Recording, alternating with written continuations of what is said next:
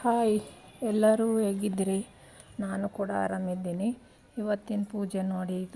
ಇವತ್ತಿನ ಪೂಜೆ ಆದಮೇಲೆ ಸಂಜೆ ಸ್ನ್ಯಾಕ್ಸ್ ಮಾಡಿದ್ದೀನಿ, ನಿಮ್ಮ ಜೊತೆ ಶೇರ್ ಮಾಡ್ತೀನಿ ನೋಡಿ.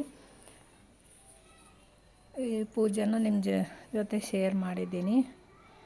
ಈಗ ಫಸ್ಟು ಇವು ಹಳ್ಳು ತೊಗೊಂಡಿದ್ದೀನಿ, ಅಂದರೆ ಮೊಂಡಾಳು. ಈಗ ಟೊಮೊಟೊ, ಉಳ್ಳಾಗಡ್ಡಿ, ಕೊತ್ತಂಬರಿ, ನಿಂಬೆಹಣ್ಣು ಎಲ್ಲ ಕೊಯ್ದಿಟ್ಕೊಂಡಿದ್ದೀನಿ. ಎಷ್ಟು ಬೇಕೋ ಅಷ್ಟು. ಈಗ ಬೇಲ್ಪುರಿ ಮಾಡ್ತೀನಿ. ಈಗ ಅದಕ್ಕೆ ಎಷ್ಟು ಉಪ್ಪು ಬೇಕೋ ಅಷ್ಟು ಹಾಕ್ತಿದ್ದೀನಿ ನೋಡಿ.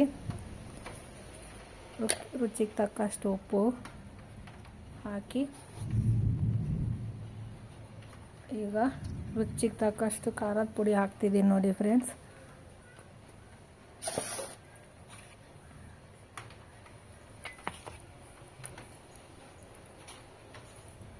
ಈಗ ಕೊಯ್ದಿಟ್ಕೊಂಡಿರೋಂಥ ಎಲ್ಲ ಟೊಮೊಟೊ, ಈರುಳ್ಳಿ ಎಲ್ಲ ಹಾಕ್ತಾಯಿದ್ದೀನಿ, ಕೊತ್ತಂಬರಿ. ಈಗ ನಿಂಬೆ ಹುಳಿನ ಒಂದು ಸ್ವಲ್ಪ ಹಿಂಡ್ತೀನಿ ಬಟ್ಲದಾಗ ಇಟ್ಕೊಂಡು.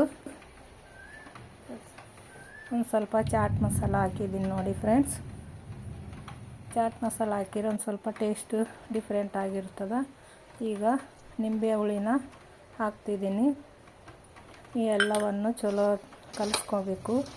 ಈಗ ಇದೇ ಥರ ಕಲಿಸ್ಕೋಬೇಕು ನೋಡಿ ಫ್ರೆಂಡ್ಸ್. ಈಗ ಕಲಿಸ್ಕೊಂಡ್ಮೇಲೆ ಈ ಥರ ಆಗ್ತವೆ, ಭಾಳ ರುಚಿ ಬರ್ತದೆ. ಈ ಥರ ಮಾಡಿದ ಮೇಲೆ ಒಂದು ಸ್ವಲ್ಪ ಮೇಲೆ ಸೇವು ಖಾರ ಹಾಕಿದರೆ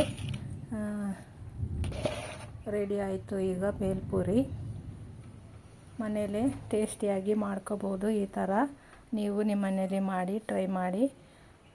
ಟೇಸ್ಟ್ ಹೇಗಿದೆ ಅಂತ ಶೇರ್ ಮಾಡಿ, ಲೈಕ್ ಮಾಡಿ. ಹಾಗೆ ಹೊಸದಾಗಿ ನೋಡೋರು ಸಬ್ಸ್ಕ್ರೈಬ್ ಮಾಡಿಕೊಂಡು ನೋಡಿ ಫ್ರೆಂಡ್ಸ್.